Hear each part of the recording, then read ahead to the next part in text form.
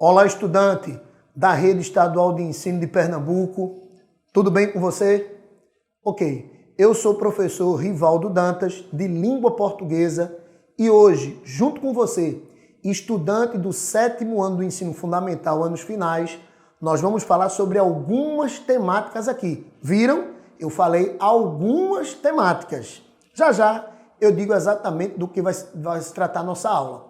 Mas eu também quero cumprimentar o estudante do 7º ano da rede particular que está aqui nos honrando com a sua audiência. Seja bem-vindo, conecte-se a nós pelo nosso canal, o EducaPE, e assista também as nossas aulas pela TV aberta. Você é o nosso convidado especial. Quero mandar também um alô nesse início para as duas melhores escolas de Pernambuco. Sabe qual é o primeiro lugar? Sabe qual é a escola que fica em primeiro lugar? A minha, não é? Pois é, exalto sua escola, eu exalto. A minha é a melhor, a minha é a melhor.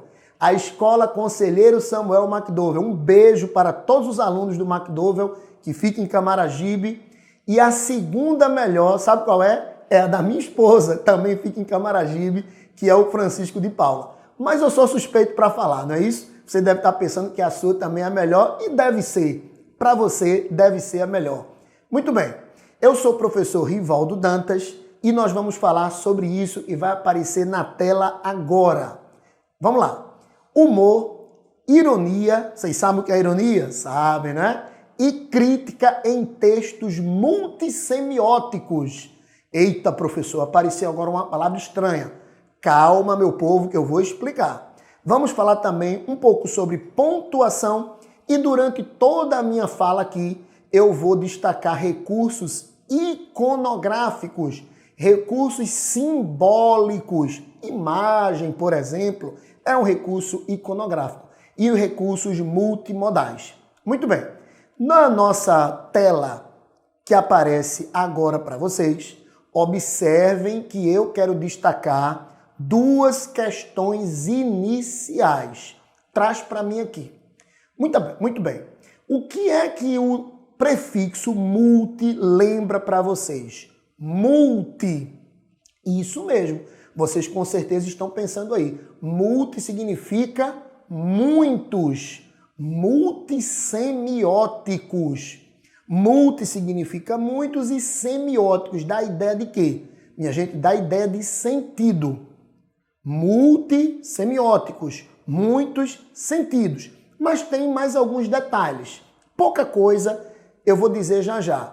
Vamos falar também sobre ironia, como vocês estão vendo aí no tópico 2.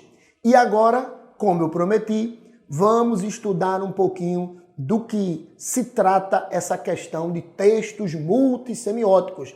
Parece ser algo difícil, mas eu garanto que não é. E vocês têm contato com isso diariamente. Vamos conceituar e depois a gente treina um pouquinho. Muito bem. Textos multissemióticos. É exatamente isso que você vai ver na tela agora. Produções compostas por texto verbal e também recursos visuais. Presta atenção, tem um mas. Quer dizer que não é uma coisa ou outra.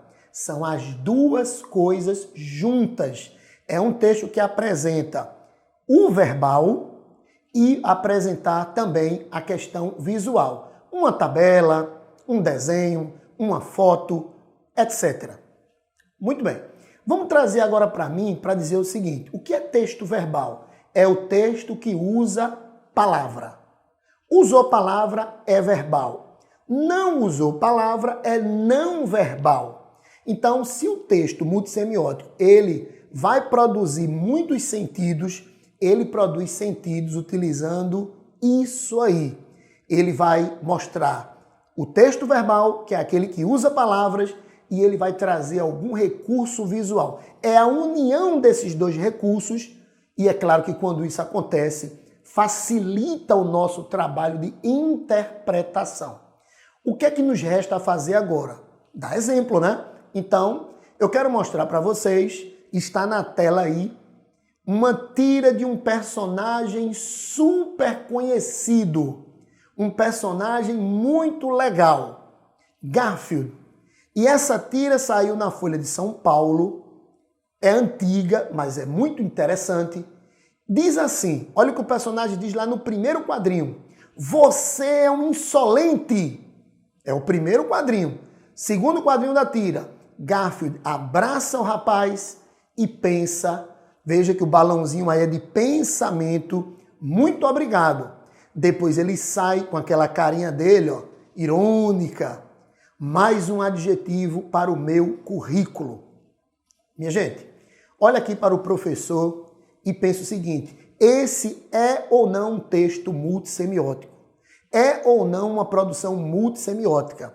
Você não vai entender, você não vai produzir o significado desse texto, você não vai compreender esse texto apenas pelas palavras que estão escritas. É evidente que as palavras se associam às imagens. As imagens, os recursos visuais são importantíssimos. Vou dar 2 exemplos, voltando para a nossa tela, voltando para a tira. Olha o primeiro exemplo. Está exatamente no primeiro quadrinho. O rapaz chama Garfield de insolente. O que é insolente? É mal criado, é mal educado. Mas veja o jeito como ele fala. Olha a boca desse personagem como está. Observem também o olhar. Ele não está nada satisfeito. Chamar uma pessoa de insolente, chamar uma pessoa de mal criada, de mal educada, pode indicar que o sujeito não está satisfeito com o outro, é óbvio, mas também o olhar, a forma, o desenho, a questão visual nessa tira reforça esse sentido, reforça essa compreensão. É um fator adicional para o leitor poder entender melhor. Agora vamos ver o segundo exemplo que está exatamente no segundo quadrinho. Quando Garfield abraça calorosamente, como se tivesse sido elogiado. Mas esse Garfield é cara de pau, né? Ele abraça calorosamente e ele pensa, ó, muito obrigado.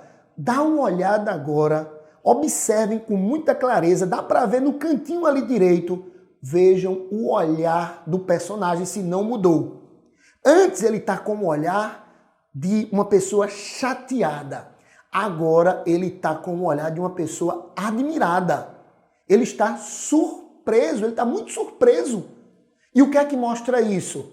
Exatamente o recurso visual. Portanto, não esqueçam, o texto multissemiótico vai trabalhar com a parte verbal, que são as palavras propriamente ditas, e vai trabalhar com a parte visual. Tira é um dos exemplos, um dos melhores exemplos de texto multissemiótico.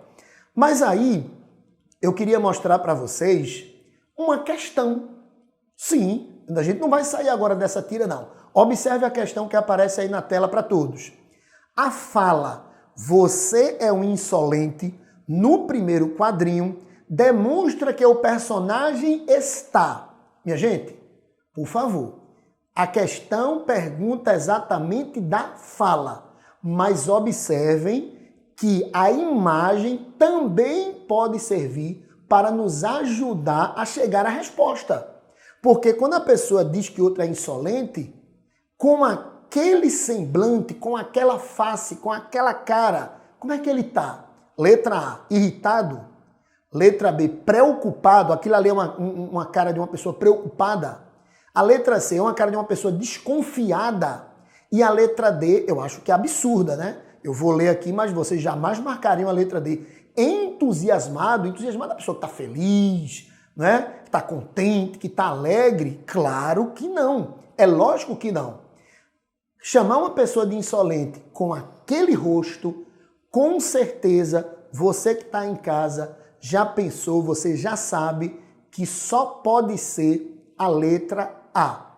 O rapaz, não só pelo que diz, mas pela demonstração do seu rosto, ele está exatamente irritado, como aparece aí na tela para vocês o gabarito, letra A. Eu tenho certeza que todos, ou pelo menos a maioria de quem está em casa, marcaria, se estivesse na escola, se estivesse fazendo uma prova, marcaria a letra A, a opção irritado. Não esqueçam então, texto multissemiótico, ele vai trazer as palavras e também recursos visuais. Cabe a nós fazer a leitura dos dois, porque muito aluno em sala perde questão, porque é apressado, quer chegar logo e marcar por uma informação ou outra. Vamos analisar o texto globalmente. Se ele é multissemiótico, vamos nos deter na parte textual, escrita por palavras, e na parte textual visual também. Eu quero trazer para vocês agora mais um exemplo, saindo do normal, tira normal, saindo do normal de prova e mostrando agora algo que não é anormal, não chega a ser anormal, mas é menos comum do que tira. Nós temos aí gráfico, mas é óbvio que gráfico também é um texto multissemiótico. O gráfico trabalha com palavras e trabalha com imagens. Por exemplo, qual a importância das cores? Olha só, em um gráfico total, importância total. Veja aí que se eu perguntar para vocês qual é a representação do sexto ano, você vai dizer está na cor azul. Você vai localizar dentro do gráfico. Vocês estão vendo que a direita sexto ano está na cor azul. Vocês estão vendo que a direita sétimo ano está na cor vermelha. Também tem uma cor para o oitavo e tem uma cor para o nono. Mas veja, se eu disser o sexto ano, nos livros, esse gráfico refere-se a livros que são distribuídos na rede pública. E nos livros, a tirinha, olhe lá para a esquerda, a tirinha é muito utilizada no sexto ano, sim. Veja o azul do sexto ano como vai lá em cima e toca no 25. Então, há uma imagem, não precisou colocar um texto. No sexto ano, as tirinhas são muito utilizadas. Tudo bem, nós iríamos entender. Mas no gráfico, nós vemos a imagem, nós vemos a proporção e nós vemos as cores e vamos tirando essas conclusões. Vamos interpretando pelo texto, pelas palavras que estão escritas no rodapé embaixo ali do gráfico e também pelas proporções, pelo tamanho e pelas cores. Só mais uma pergunta. Se eu perguntasse assim, placa sétimo ano, você teria que encontrar cor vermelha, olha só, cor vermelha, que se refere ao sétimo ano, e você vai localizar a palavra placa e vai ver que placa está ali um pouco acima do 5. Olha só, gente, traz para mim aqui. É verdade que nós lemos a palavra placa, mas nós também fizemos uma interpretação através de recursos que são visuais. Isso é um texto multissemiótico. Um gráfico é um texto multissemiótico e nós devemos ler tudo isso com calma, como eu disse há pouco, considerando as palavras e considerando também a parte visual. Analisar uma das coisas apenas é um erro gravíssimo que nós não vamos fazer isso jamais. Continuando, eu quero agora falar sobre ironia. Foram dois exemplos de textos multissemióticos, a tira e o gráfico, mas a gente precisa avançar. Ironia. Você sabe o que é uma ironia? Você já usou uma ironia? Com certeza, né? A ironia é um recurso, também é uma figura de linguagem muito utilizada no nosso dia a dia. Eu que sou professor, estou em escolas, eu vejo diariamente os alunos utilizando isso, brincam um com o outro. Isso é normal. Então vamos lá. Ironia é exatamente isso que aparece. Eu trouxe um conceito simples. Eu trouxe a definição mais simples, de olho na tela. Ironia é a afirmação de algo com a intenção de mostrar exatamente o contrário. Traz para mim aqui. Minha gente, vejam que tem duas palavras aí importantes. Aparece intenção, ok? Tem que ter um propósito, tem que ter uma intenção. De quê? De falar algo para mostrar o oposto, para mostrar o contrário. Vamos supor que chega uma pessoa com um penteado, diz assim, olha o meu penteado. E eu digo assim, esse penteado tá lindo, né? Entre aspas. Eu fui irônico. Eu quis dizer a essa pessoa que não estava legal, mas eu afirmei uma coisa para que ela entendesse exatamente o contrário. Quer dizer o quê? Fui irônico. Ironia é isso. A intenção de afirmar para ressaltar, para destacar exatamente o oposto. Vamos ver exemplos na tela? Esse exemplo aqui, de forma oral, foi só para a gente introduzir. Mas vamos ver exemplos na tela. Acompanhe comigo agora. O estudante Maciel faltou à prova. Eita, não foi, ó. Faltou a minha prova, faltou a prova de português do professor Rivaldo. Mandou avisar que estava doente, mas foi visto pelo professor. Eita, que ele não teve sorte. Ele foi visto pelo professor em um campinho perto da escola jogando futebol. Traz para mim aqui. Eu espero que você nunca tenha feito isso. Por favor, não é? Não estudou. Eita, eu vou faltar porque eu não estudei, depois eu faço segunda chamada. Aí ainda mente. 2 erros na mesma situação. Ó, não faça isso, pelo amor de Deus. Não faça isso. A segunda chamada é uma opção sua, mas não minta. Por quê? Porque você pode ser pego. E o professor pegou Maciel jogando bola num campinho perto da escola. Vamos ver onde está a ironia? Está no final do texto. Quem olhou o finalzinho já deve ter percebido. Vem comigo, de olho na tela. O professor aproxima-se e diz: muito bonito, Maciel. Minha gente, olha só. Será que o professor achou bonito aquilo que estava acontecendo? Será que aquela situação era digna de elogio? Não foi fazer a prova, ainda mentiu e a mentira ficou escancarada porque ele estava jogando futebol. Como é que a pessoa não pode fazer uma prova, mas pode praticar um esporte que exige um esforço enorme, que é o futebol? É claro que ele não estava doente. E o professor disse: muito bonito, Maciel. Bonito isso que você está fazendo, né? O professor foi irônico. Ele afirmou algo com a intenção de mostrar exatamente o contrário daquilo que ele disse. Portanto, nós vamos dizer com muita clareza, olha o que aparece aí no final do texto em destaque, que a ironia é a última parte, é a última frase, é a frase que o professor diz para o aluno Maciel. Ele falou isso para mostrar exatamente o contrário do que está escrito, do que está explícito. O que é que está implícito que o professor achou feio, que o professor reprovou aquela atitude, que o professor não gostou. Mas eu trago agora, eu tirei isso aí, eu saquei isso aí de uma tira, essa tira é maior, ela tem 3 quadrinhos, mas eu quis pegar só o primeiro na parte de ironia. Veja, olha o semblante do rapaz, hein? Olha o semblante, isso é um texto multissemiótico. Eu vou voltar para vocês darem uma olhada. Esse não é um texto multissemiótico, esse que eu acabei de analisar do aluno Maciel. Não é um texto multissemiótico, mas esse agora sim. Por quê? Porque tem a parte verbal, olha o que está escrito em cima, ironia, tem palavra. Olha o balãozinho, tem palavras. E tem também recursos visuais.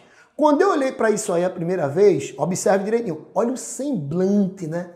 Muitas vezes, quando a pessoa está sendo irônica, isso na brincadeira, ela está assim, está rindo, né? Está dando aquela gargalhada, está feliz, está descontraindo. Olha o que ele vai dizer. Olha só quem chegou, não está nem um pouco atrasado. Eita! Olha para mim aqui agora, vem comigo. Minha gente, isso pode acontecer numa empresa, isso pode acontecer na sala de aula. Você chega ali no meio da primeira aula, ó, o professor está dando aula, a sala está arrumadinha, está aquele silêncio, alguém chega na porta, licença, posso entrar, professor? Bom dia. Aí um colega diz um negócio desse, olha só quem chegou, não está nem um pouco atrasado. O colega foi irônico. Ele foi irônico, obviamente. Ele quis dizer que você estava muito atrasado no meio da primeira aula, do meio para o final da primeira aula, está muito atrasado. Ele disse isso para destacar diante dos colegas e também diante do professor o atraso daquele que acabou de chegar. Foi irônico, eu acho que ironia ficou muito claro, até porque nós usamos diariamente, não temos dúvidas sobre isso. Bem, passando mais adiante, a gente chega no nosso tópico 3. Olha o que vai aparecer na tela aí para todos vocês: humor. E eu queria destacar duas coisas do humor. Porque o humor, você está vendo na tela, surpresa e quebra de expectativa. O humor pode ser causado por várias questões. O humor, você pode conseguir o humor de várias maneiras. Mas eu quero destacar duas. No nosso encontro aqui, eu não tenho condições de destacar várias. Em próximos encontros, nós podemos ver outros recursos que geram o humor. Mas hoje eu quero destacar dois. A surpresa. Quando você... Como assim surpresa? Quando você vai lendo um texto e esse texto chega em um ponto e acontece uma coisa que você não esperava. Isso é uma das grandes coisas causadoras do humor. Quebra de expectativa.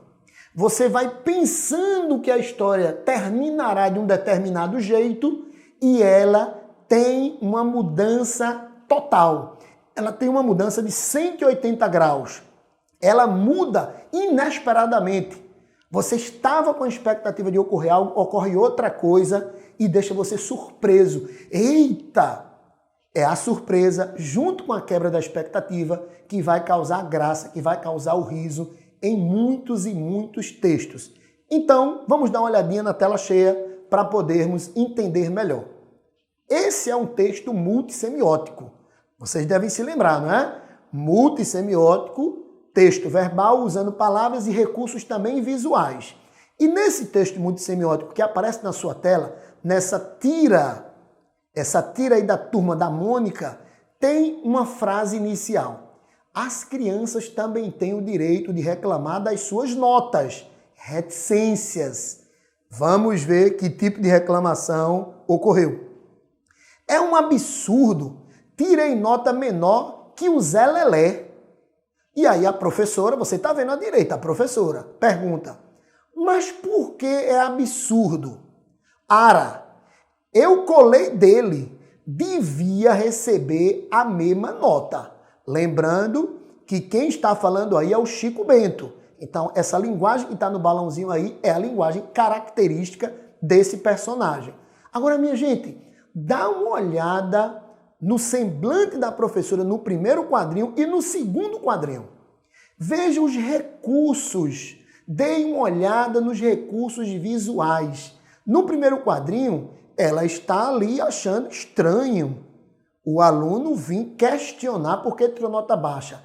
Mas no segundo quadrinho, a surpresa dela é muito maior. Observem, por exemplo, os ombros dela, como ela projeta os ombros para cima. O olhar, ela está com os olhos mais arregalados. A boca também mudou. Mas é óbvio, gente. É evidente, olha para mim aqui. É evidente que nós temos aí não só as palavras, mas principalmente os recursos visuais, as imagens, nos amparando, nos ajudando, nos apoiando para interpretar esse contexto. E tem uma pergunta. A pergunta foi, o humor da tirinha está no fato de quê? Qual é o humor? Veja, existe aí uma surpresa. Existe um momento de uma quebra de expectativa. Existe uma informação que aparece que a gente não esperava. Se você olha para o primeiro quadrinho, um aluno chega e diz, olha, eu não devia ter tirado essa nota. Mas tem um momento que eu acho uma quebra de expectativa. Ninguém esperava que aquilo ali fosse dito. Letra A. Chico Bento, sem querer, confessou à professora que havia filado na prova. Essa é a opção da letra A. Letra B. O ECA, que é o Estatuto da Criança e do Adolescente, é um documento que garante os direitos das crianças e adolescentes. Letra C. As notas de Chico Bento e Zé Lelé deveriam ter sido iguais. Letra D. Chico Bento não queria ter que fazer uma outra prova.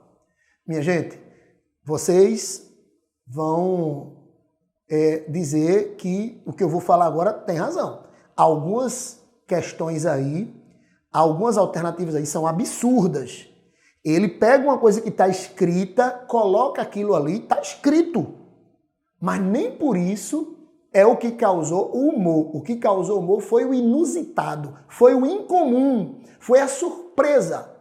Tem algo que aparece na tira que é improvável que é surpresa, que quebra a nossa expectativa.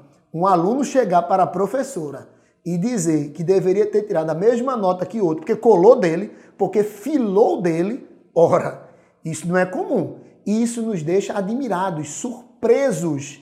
É exatamente isso que vocês estão pensando aí em casa. Eu tenho certeza que todos vocês, se estivessem fazendo uma prova com essa questão, marcariam o que aparece na tela agora, que é a letra A. A letra A é a resposta certa. É isso que quebra a expectativa, é isso que causa surpresa, é nessa hora que a gente acha graça. É nessa hora que o humor, como recurso, é utilizado.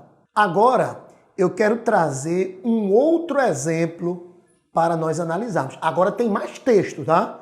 Esse exemplo inicial da tirinha, da Turma da Mônica, o Chico Bento apareceu aí, vocês foram direto na letra A. Eu tenho certeza disso. Sei que todo mundo aí deve ter acertado.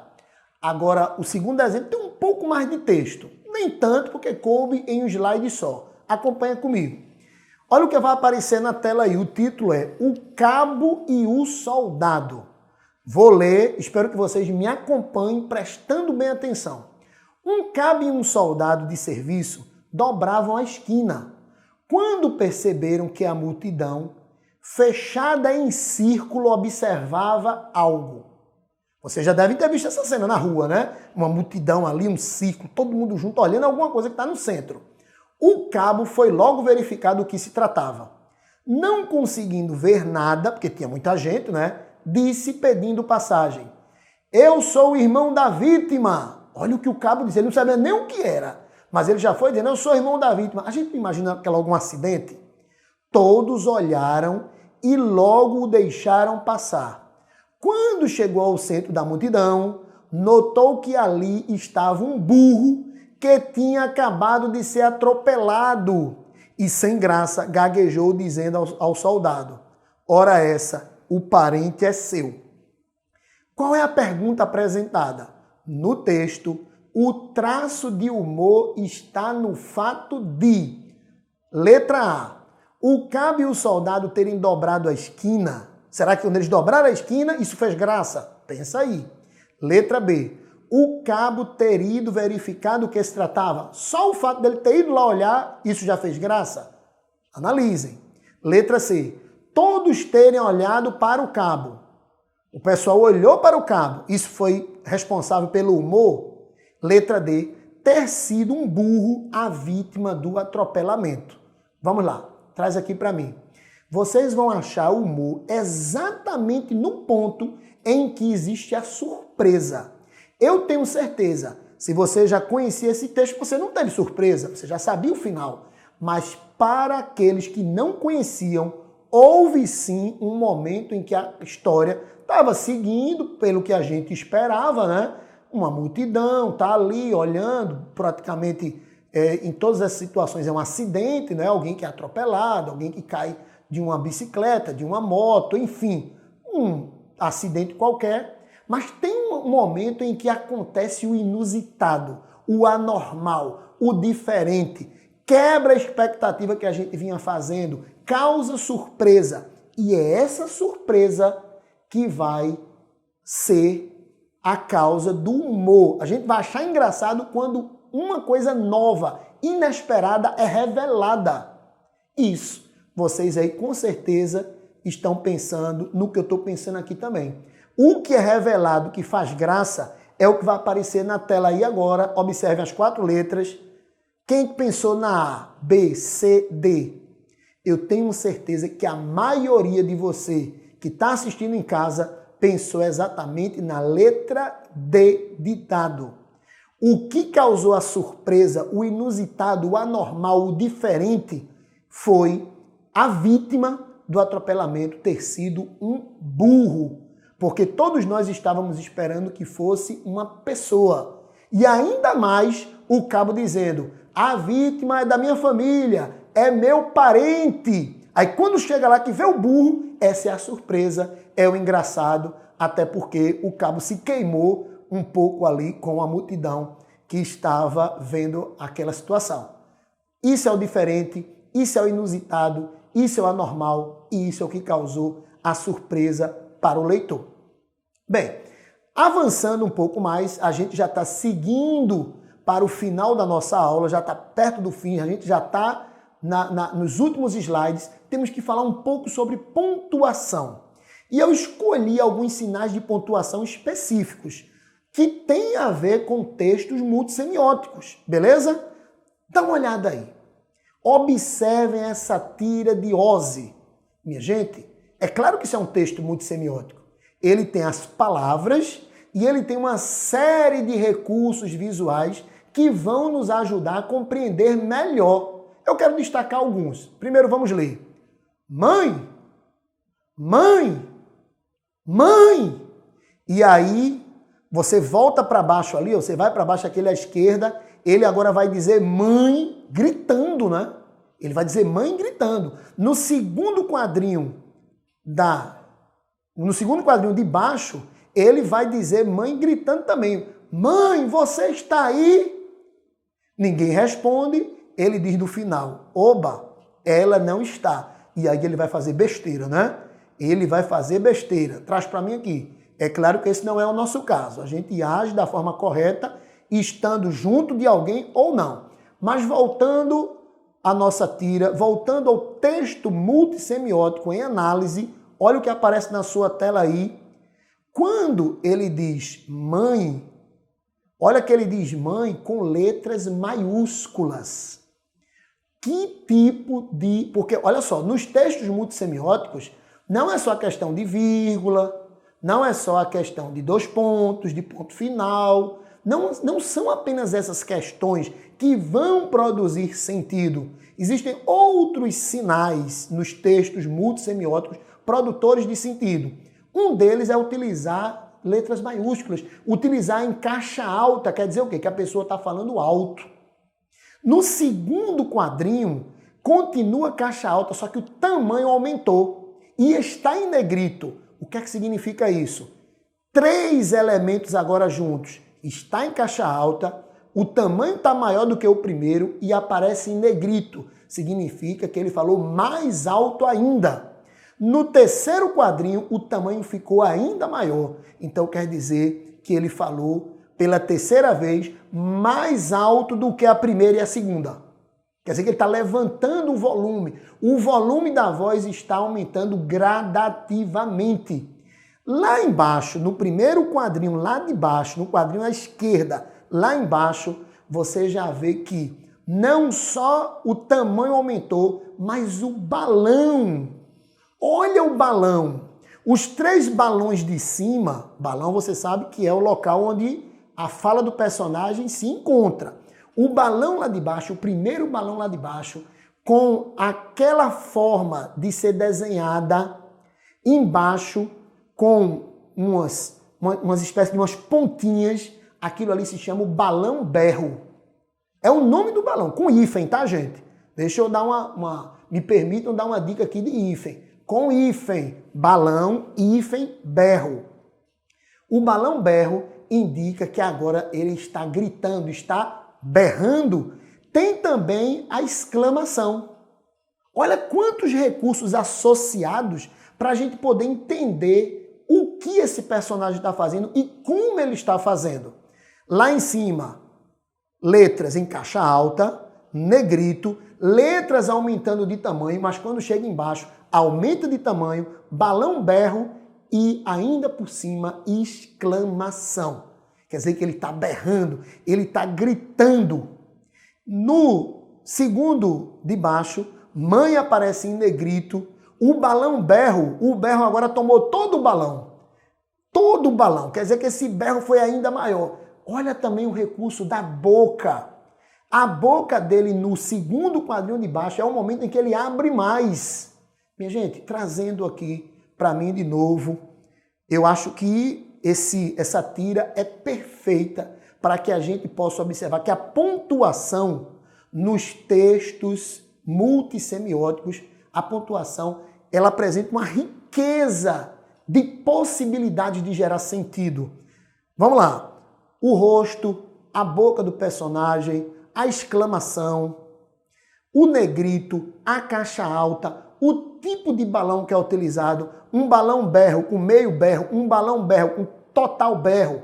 Olha quantos recursos visuais nós podemos utilizar para entender a situação, para entender o que está ocorrendo. Por favor, quando estivermos diante de texto desse tipo, vamos analisar todos esses detalhes. Não tem pressa para analisar algo desse tipo, principalmente quando está fazendo um teste, quando está fazendo uma prova. Não tem pressa. Tem que ser com calma, tem que ser cuidadoso, porque cada detalhezinho tem o seu significado próprio. Agora, eu quero trazer um texto, agora é maior, tá? Agora é um pouco mais denso, a gente vai ter que ler um pouco mais. Entretanto, é simples. Vem comigo. Pessoal, esse texto, ele foi usado em prova. Vai aparecer uma questão aí que foi usada em prova do 9º ano, e eu tenho certeza que vocês vão acertar. Olha, eu estou dizendo agora, antes de apresentar o quesito. Vamos lá. Apareceu aí na tela. Depoimentos de vítimas do trabalho infantil emocionam participantes da segunda etapa do projeto Ministério Público do Trabalho na escola em VG. Olha só, presta bem atenção no que o texto vai nos trazer logo de início. Abre aspas.